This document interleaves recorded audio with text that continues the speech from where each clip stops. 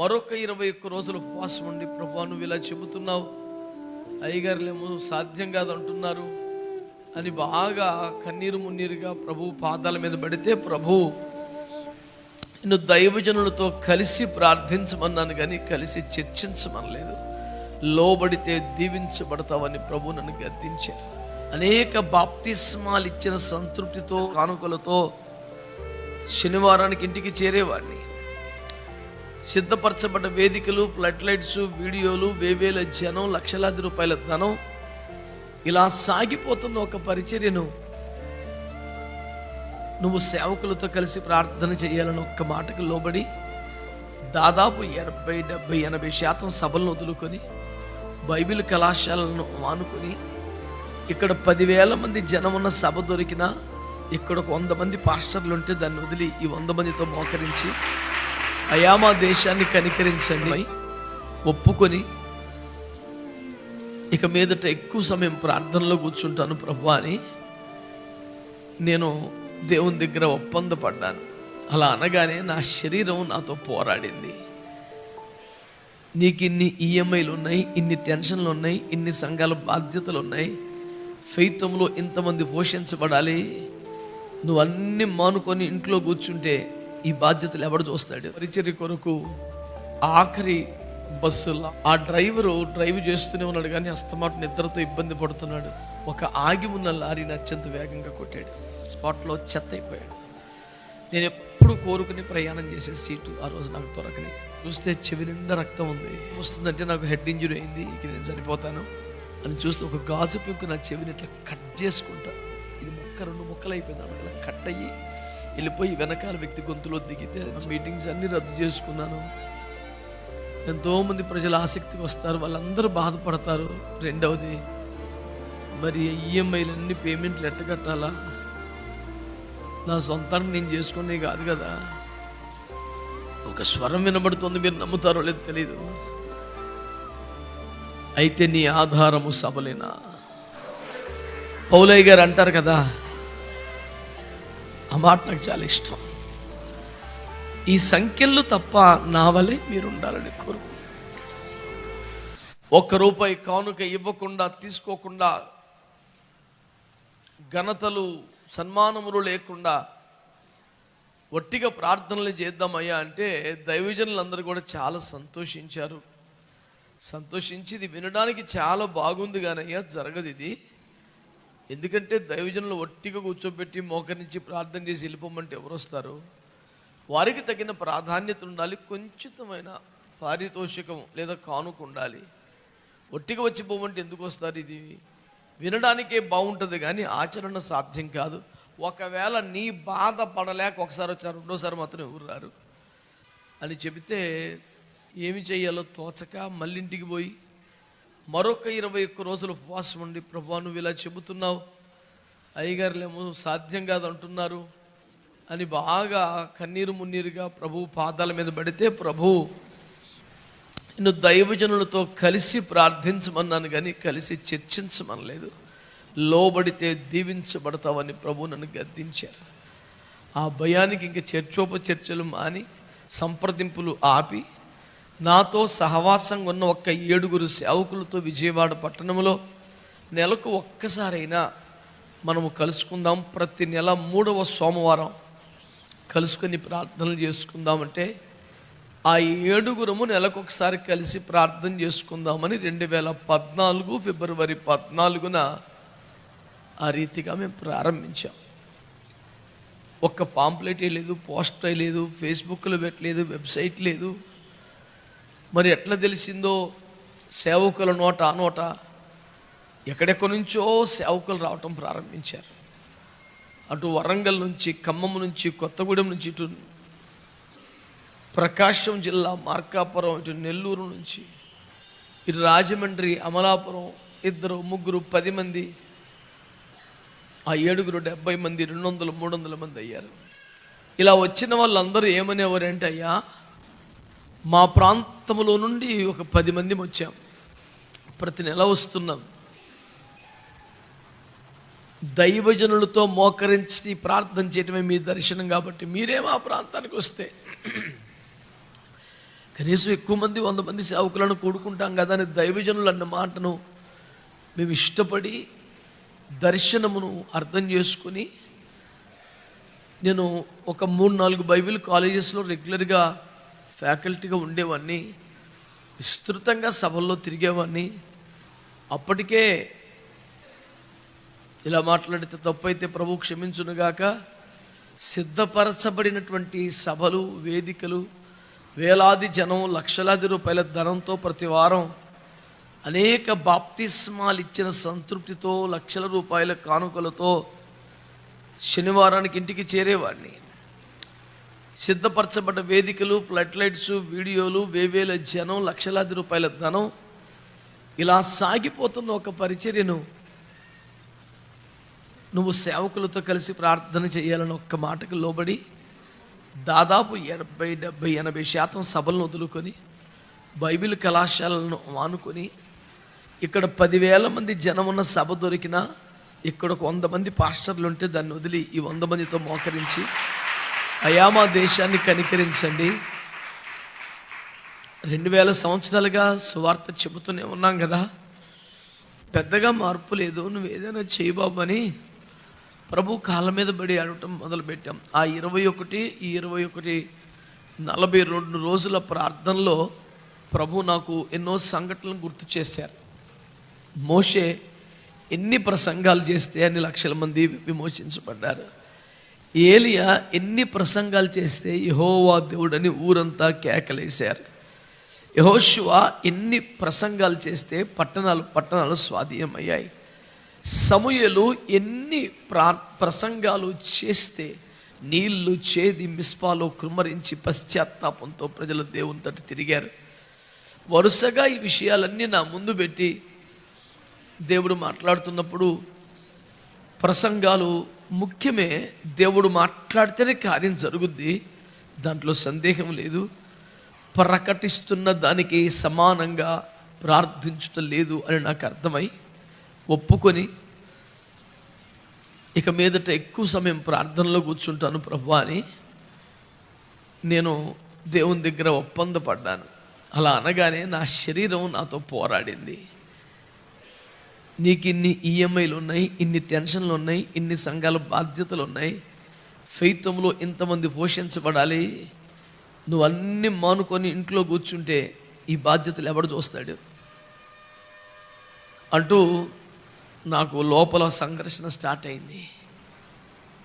నిజమే కదా, నెలొచ్చేపాటికి ఇన్ని చెల్లింపులు ఉన్నాయి కదా, తిప్పలు పడాలి కదా, ఇందులో ఏది నా స్వంతానికైనా ఖర్చు కాదు కదా, సేవ కొరకే కదా అని ఒక మదనం స్టార్ట్ అయింది. ఈలోపు కాకినాడలో ఒక సభలో మాట్లాడి, విజయవాడ దగ్గర నూజివీడులో ఒక పరిచర్య కొరకు ఆఖరి బస్సు, లాస్ట్ బస్సు, నేను సెమీ స్లీపర్ బుక్ చేసుకొని వస్తున్నాను. అదొక ఆనందమో మరి బలహీనతో, కానీ నేను ఎప్పుడు ఆ సీట్లో సింగిల్ సీట్ ఉంటుంది, సీట్ నెంబర్ 36, అది ఉంటేనే బస్సు ఎక్కేవని, లేకపోతే వేరే బస్సు. ఎవడో ఒకడు తాగి నా మీద పడతా ఉంటే పిచ్చి పిచ్చిగా అనిపిస్తుందని ఆ సింగిల్ సీట్ దొరికితే ఎక్కేవని, లేకపోతే 3-4 బస్సులు ఆగేవని. అయితే ఆ బస్సులో కండక్టర్ ఉండటం వలన సింగిల్ సీట్ అలాట్ అవ్వలేదు. మరి ఇంకా నెక్స్ట్ బెస్ట్ ఏంటంటే కండక్టర్ సీట్ వెనకాల సీటు 5-6 సీట్లు అన్నమాట. 5వ నెంబర్ సీట్కి ఎదురుగుండా ఏముండదు, ఖాళీగా ఉంటుంది, అది తీసుకున్నాను. ఆ డ్రైవరు డ్రైవ్ చేస్తూనే ఉన్నాడు, కానీ అస్తమాట నిద్రతో ఇబ్బంది పడుతున్నాడు. కాకినాడలో బయలుదేరి రామచంద్రపురంలో ఛాయ్ తాగాడు, మండపేటలో మళ్ళీ ఆపాడు, రావులపాలెంలో మళ్ళీ ఆపాడు. నేను పోయి అడిగాను, అన్నా నిద్ర వస్తుందంటే, అవును తమ్ముడు పర్లేదులే ఛాయ్ తాగాను కదా అన్నాడు. రావులపాలెం నుంచి తాడేపల్లిగూడెం బైపాస్లోకి వచ్చాము. ఒక ఆగి ఉన్న లారీని అత్యంత వేగంగా కొట్టాడు, నిద్ర వచ్చేసింది ఆయనకి. ఒక సెకండ్లో ఘోర ప్రమాదం జరిగితే ఈ సింగిల్ సీట్లో కూర్చున్న కండక్టర్ ఎగిరి వెళ్ళి, ముందు డోర్ ఏమి ఉండదు కదా, ఇక ఆ డోర్ కూడా ఇక క్లోజ్ చేసేది అట్లా ఓపెన్గానే ఉంటుంది, వెళ్ళి అందులో పడితే ఇట్లా తప్పడైపోయాడు, స్పాట్లో చెత్త అయిపోయాడు. నేను ఎప్పుడు ఎప్పుడు కోరుకుని ప్రయాణం చేసే సీటు ఆ రోజు నాకు దొరకని సీటు. ఇటు డ్రైవరు స్టీరింగ్ ఇలా నొక్కుకుపోయి ఎదరికి వెళ్ళి ఏలాడబడుతున్నాడు. చిన్న మూలు వినబడుతుంది. ఒక్కసారిగా పెద్ద ప్రేలుడు సంభవించినట్టు నేను చూస్తే బస్సు అద్దాలని పగిలి ఈ మధ్యలో సీట్ల మధ్యలో నడిచే పాత్వే అంతా కూడా అద్దాల కుప్ప, గాజు పెంకుల కుప్ప, దాని మీద నేను ఉన్నాను. చూసుకుంటే అందరూ హాహాకారాలు. ఇట్లా చూస్తే చెవి నిండా రక్తం ఉంది. కొద్దో గొప్ప వైద్యపు అవగాహన ఉంది కనుక హాస్పిటల్ మినిస్ట్రీ చేసి, ఆ చదువు లేకపోయినా చెవులోంచి రక్తం వస్తుందంటే నాకు హెడ్ ఇంజరీ అయింది, ఇక నేను చనిపోతాను అనుకొని, నాకు తెలిసి నేనేం బుద్ధిపూర్వకంగా తప్పు చేయలేదు, ఏమన్నా పాపం ఉంటే క్షమించయ్యా, నీ సన్నిధిగా చేర్చుకో అని ప్రార్థన చేస్తున్నాను. కానీ మెల్లిగా ఇట్లని చూసుకుంటే తలలో ఏం పెద్ద గాయం లేదు. ట్రై చేస్తుంటే నడుము కూడా మంచిగానే ఉంది, చేతులు మంచిగానే ఉన్నాయి. ఇదేంది? లేచి నిలబడి ట్రై చేస్తే కాళ్ళు కూడా బాగానే, నాకు ఏం విరగలేదు. మరి రక్తం ఏంటిది? నా వెనక సీటు చూస్తే ఒక గాజు పెంకు గొంతులు గుచ్చుకుపోయి చచ్చిపోయి ఉన్నారు. ఈ వైపు ఒక ఇద్దరు చనిపోయారు. ఘోరకలి. నేను కొంచెం అబ్జర్వ్ చేస్తే ఈ రక్తం ఏంటిదబ్బా అని చూస్తే ఒక గాజు పెంకు నా చెవిని ఇట్లా కట్ చేసుకుంటా, ఇది ముక్క 2 ముక్కలు అయిపోయింది అన్నమాట. ఇలా కట్ అయ్యి వెళ్ళిపోయి వెనకాల వ్యక్తి గొంతులో దిగితే అని చనిపోయారు.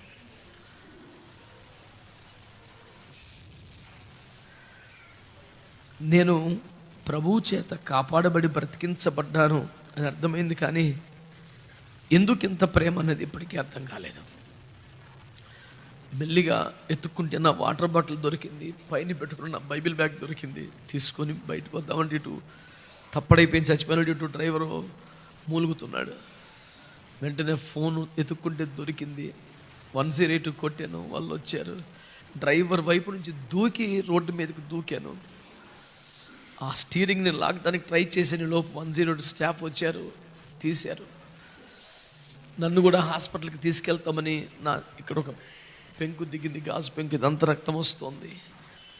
చిన్న చిన్న గాయాలు ఉన్నాయి, ఏది మేజర్ కాదు, ఒళ్ళంతా గాయాలు ఉన్నాయి. కానీ నేను వాళ్ళకి చెప్పి నేను బాగానే ఉన్నాను, నేను ఏదన్నా ప్రైవేట్ హాస్పిటల్కి వెళ్తాను, పర్వాలేదు, ఈయన్ని చూడండి అని చెప్పి దగ్గరుండి క్షతగాత్రులను 108 ఎక్కించే వరకు ఉండి, తాడేపుల్లో ఒక తమ్ముడు ఉంటే ఫోన్ చేస్తే వారు పరిగెత్తుకుని వస్తే ఒక ప్రైవేట్ హాస్పిటల్కి వెళితే వాళ్ళు చూసి చాలా లక్కీ అండి, భలే అద్భుతంగా మీరు ఎస్కేప్ అయ్యారు అంటే అన్నారు, మీరు చెప్పింది నిజమే కానీ అది లక్కీ కాదు, దాన్ని కృప అంటారు. ఎస్కేప్ కాదు, అది కాపాడబడటం. నేను ఎస్కేప్ అవ్వలేదు, ఆయన తప్పించాడు అని వారికి సాక్ష్యం చెప్పి, నూజివీడి దగ్గర ఆగిరిపల్లిలో ఒక ఫ్యాక్టరీ ఓపెన్ చేయాలి. ఆ కట్లు కట్టుకొని ఫస్ట్ ఎయిడ్ చేసుకొని, తలకట్లు ఉన్నాయి, చెవికి చేతులకు ఉన్నాయి, ఇటు ఒక సెలైన్ ఇటు ఒక 2 పెట్టారు. 2 మనుషులను కూర్చోబెట్టుకొని ఒక ఇన్నోవా కార్ బుక్ చేసుకొని నూజివీడికి వచ్చి రిబ్బన్ కట్ చేసి ఆ రాత్రి పెద్దాపురం లూథరన్ హై స్కూల్ గ్రౌండ్స్లో మాట్లాడాలి. అక్కడ కూడా అట్లాగే ఈ కట్లు సెలైన్ బార్డ్స్తో వెళ్ళి ప్రసంగ సమయానికి ఇవన్నీ పీక్కొని పోయి కూర్చొని మాట్లాడితే ఆ రాత్రి ప్రభు ఆ గాయాలలో రక్తసిక్తమైన స్థితిలో 18 మందిని రక్షించుకున్నారు. అలా జరిగాక ఆ పూట నాకేం తెలియదు, కానీ మరుసటి పూట నుంచి భయంకరమైన జ్వరం వచ్చి బాగా ఒళ్ళు నొప్పులు వచ్చేసి 1-2 వారాలు సభలన్నీ రద్దు చేసుకొని ఇంటి వద్ద ఉన్నాను. మళ్ళీ ఇదంతా స్టోరీ ఎందుకు చెప్పానో మీకు అర్థమవుతుంది ఇప్పుడు. అయ్యా, మీటింగ్స్ అన్నీ రద్దు చేసుకున్నాను, ఎంతోమంది ప్రజలు ఆసక్తికి వస్తారు, వాళ్ళందరూ బాధపడతారు. రెండవది, మరి ఈఎంఐలన్నీ పేమెంట్లు ఎట్ట కట్టాలా? నా సొంతానికి నేను చేసుకునే కాదు కదా, నువ్వే ఏదన్నా చేయబాబు అని మంచం మీద పడుకొని ఏడుస్తున్నాను. ఒక స్వరం వినబడుతుంది, మీరు నమ్ముతారో లేదో తెలీదు. అయితే నీ ఆధారము సబలేనా? నీ ఆధారము సబలేనా? తొలిపడలే చూస్తే ఎవ్వరు లేరు. మా ఆయన గట్టిగా ఇస్తే మా పాస్టమ్ వచ్చింది. ఎవరైనా వచ్చారా? ఆ కిటికీ వైపు ఎవరైనా ఉన్నారా అంటే ఎవ్వరు లేరు. సరిపో మళ్ళీ కళ్ళు మూసుకుంటే ఆ మాట వినబడితే లేచి కూర్చుని, క్షమించయ్యా, నా ఆధారం నువ్వు కదా. ఇంత దరిద్రంగా, ఇంత చీప్గా, ఇంత మూర్ఖంగా ఆలోచించాను నేను. నీ పని చేయుటకు నువ్వు కల్పించిన వనరు అనుకున్నాను. తప్పే, అది కూడా వనరు కాదు, నువ్వే వనరు అని ఒప్పుకున్నాను. సభలు ఏది కానీ నీవిచ్చిన బాధ్యతగా చేస్తాను తప్ప అదొక వనరుని ఎప్పటికీ భావించనని దేవుడికి ఆ రోజు మాటిచ్చాను. మాటిచ్చాక ఆ మంచం మీద ఉండగానే అప్పటికి యూట్యూబ్ ఛానల్ లేదు, నాకు ఫేస్బుక్ ఇప్పటికీ లేదు. ఎట్లా పోయిందో సమాచారం వెళ్ళింది. ఎవరెవరో ప్రార్థనలు ప్రారంభించారు. నా ముఖం తెలియని వ్యక్తులు ఎప్పటి నుంచో మీ దగ్గర రావాలనుకుంటున్నామని వచ్చిన స్థితిని చూసారే రే అని ప్రార్థనలు చేయించుకుని ఏదో కానుకిచ్చి వెళితే ఆ 12 రోజులు పడకలో పండుకున్నప్పుడు వచ్చిన కానుకలతో 2 మాసాలు ఈఎంఐలన్నీ కట్టేశాను. మరలా స్వరం నేను విన్నాను, నీ ఆధారం ఎవరు? అయ్యా నీవేనయ్యా. కష్టపడ్డాను కనుక, ప్రయాసపడ్డాను కనుక, ప్రసంగం చేశాను కనుక, వాడబడ్డాను కనుక ఈ కానుక పొందుటకు అర్హుణ్ణి అనుకున్నావు కదా. ఇప్పుడేం పడ్డావురా నువ్వు? తేరగా 2 నెలలు ఈఎంఐలు కట్టేసావు అంటే నా ప్రయాస కాదయ్యా, తప్పే, నీ కృపే అని ఒప్పుకున్నాక కోటాలు మానేస్తే ఎట్లా, బైబిల్ స్కూల్ మానేస్తే ఎట్లా, నేను ఊరక రూపాయి కానుక ఇవ్వని, కానుక తీసుకొని సొంత ఖర్చులు పెట్టుకొని తిరిగి అయ్యే చేస్తే ఎట్టా అనే బలహీనమైన అభిప్రాయం పోయింది. దేవుడు ఎట్లయినా కార్యం చేస్తాడనే ధైర్యం వచ్చింది. ఆ మాత్రం ధైర్యం రావడానికి దేవుడు 2 వాయించి 4-5 ఘాట్లు పెట్టి కథ రక్తం రప్పించి ఎత్తి గాజు పెంకుల కుప్పలో పడేసి 12 రోజులు మంచం మీద పడుకోబెట్టి ఆ పాటి విశ్వాసం రప్పించాడు. ఎందుకు చెప్తున్నానంటే మీకు ఎవరికి అట్లాంటి దెబ్బలు తగలకుండానే విశ్వాసం వచ్చేయాలని. పౌలయ్య గారు అంటారు కదా, ఆ మాట నాకు చాలా ఇష్టం. ఈ సంఖ్యలు తప్ప నా వలె మీరు ఉండాలని కోరుకుంటున్నాను. చాలా పెద్ద మాట అది. నాకున్న ఈ సంఖ్యలు తప్ప నా వలె మీరు ఉండాలని కోరుకుంటున్నాను అన్నాడు. ఎంత గొప్ప మనసు, ఎంత గొప్ప మాట. నేను కూడా ప్రార్థన చేసేటప్పుడల్లా మాట ఖచ్చితంగా అంటాను. పరిచర్యలో నా బిడ్డలందరూ అలాగే భారంతో పనిచేయాలి, నాకంటే ఎక్కువగా వాడపడాలి. నా దర్శనం, నా భారం, ఈ ప్రయాసపడే తత్వం రావాలి. కానీ 20 సంవత్సరాలకే షుగర్ మాత్రం రాకూడదయ్యా అని ప్రార్థన చేస్తుంటారు. ఈ ఒక్క బాధ కాకుండా, ఈ నిందలు అపార్థాలు కాకుండా వాళ్ళకి మంచి సేవ ఇవ్వండి అయ్యా. అలా ఒక విశ్వాసమును దేవుని దగ్గర నేర్చుకొని ₹1 ఆర్థిక లావాదేవీలు లేని ఈ పరిచయను ప్రారంభిస్తే ఇప్పుడు నెలకు కనీసం 50 కంటే ఎక్కువ చోట్ల అక్కడ 50, అక్కడ 100, 200, 300 ఇలా కలుపుకుంటే దాదాపు 4,000 మంది సేవకులు ₹1 కానుక ఇవ్వకుండా, తీసుకోకుండా జరిగే ఈ పరిచర్యకు వచ్చి మోకరించి ప్రార్థనలు చేస్తున్నారు. దేవునికి స్తోత్రం కలుగునుగాక. హల్లెలూయా. కనుక దేవుని బిడ్డలారా, ఈ రోజున నేను మీకు జ్ఞాపకం చేస్తున్న ఒక ప్రాముఖ్యమైన మాట. ₹100 లేకపోతే ఎవడో రాడు, ఘనత లేకపోతే ఎవడో రాడు, పాస్టర్లు అంటూ వచ్చి కూర్చొని పోతారా అని మాట్లాడిన పెద్ద మనుషుల మాటలు తప్పని మీరు నిరూపించారు. మీకు అందరికి నేను వందనాలు తెలియజేస్తున్నాను. నేను చాలా కోపంతో, ఆవేశంతో, కడుపు రగిలి అయ్యే స్టార్ట్ చేశాను. ఒక కారణం, ₹100 అయిపోతే ఎవడో రాడంటే దైవజనుడు ఎట్లా కనపడుతున్నాడు మీకు? ₹100 ఇస్తే అంటే మీరు కొంచెం 10 మందికి డబ్బులు ఇవ్వగలిగిన స్థాయిలో ఉన్నారు కనుక ఆర్థికంగా చిన్నవారిని మీరు చీపుగా మాట్లాడతారా? 100 ఇస్తే ఎవడన్నా వస్తాడు. ఏంటా భాష? పిచ్చి కోపం వచ్చింది నాకు ఆ మాట మీద. ఇది తప్పని నిరూపించాలని కసి కలిగింది. ఏ దైవజనుడైతే రాజమండ్రి ప్రాంతంలో 100 ఇవ్వతే ఎవడు రాడన్నాడో, ఆ దైవజనుడే 800 మంది సేవకులతో రాజమండ్రిలో ఒక సెమినార్ చేస్తున్నప్పుడు వచ్చి వెనకాల కూర్చున్నాడు. గుర్తుపెట్టి ఆయన పెద్ద ఆయన వేదిక మీదకి పిలిచాం. ఒక 5 నిమిషాలు గిట్టింగ్స్ ఇస్తే ఆయన కొంచెం దుఃఖ స్వరంతో, మేము బ్యాగ్ ఇచ్చి బిర్యానీ పెట్టి 100 ఎవడు రావట్లేదురా, 800 మందిని ఎట్టపోగేసావు నువ్వు అన్నాడు స్టేజ్ మీద మైక్లో. నేను అన్నాను, ఐఎఫ్జే ప్రారంభించడానికి ఒక దర్శనం ఉంది, దర్శనం వెనక వాగ్దానం ఉంది. వాగ్దానం ఏంటంటే, నేను ఇశ్రాయేలును పోగు చేయవాడను. ఇజ్రాయేల్ అంటే వాళ్ళు కాదు, దేవునితో మనుషులతో పోరాడి గెలిచేవారు. అంటే ప్రార్థనాపరులందరినీ నేను పోగు చేస్తానని దేవుడు అన్నాడు.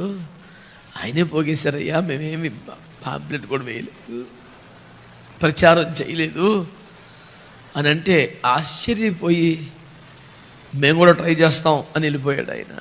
చాలా సంతోషం అయ్యారు. అంతకన్నా ప్రాముఖ్యమైనది ఏమున్నది అని మేము వారిని ఘనపరిచి సాగనంపాం.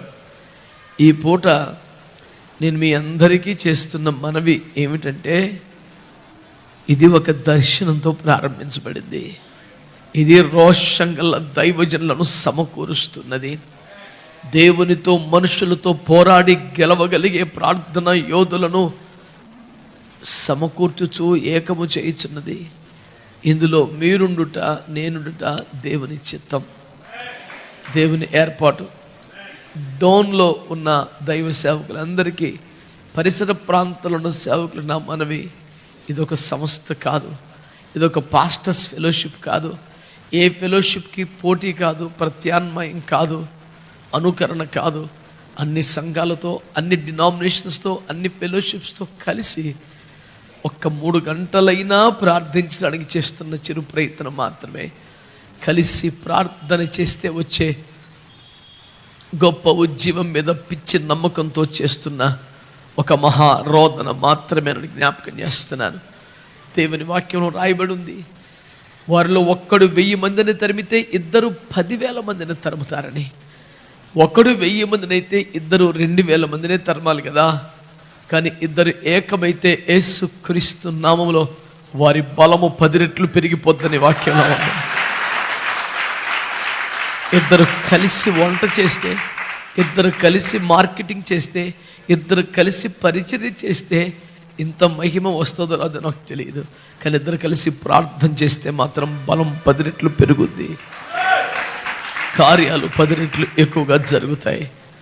కనుక దేవుని సేవకులారా, దేవుని ప్రజలారా, నేను మీకు చేస్తున్న మనవిని ఆలకించండి.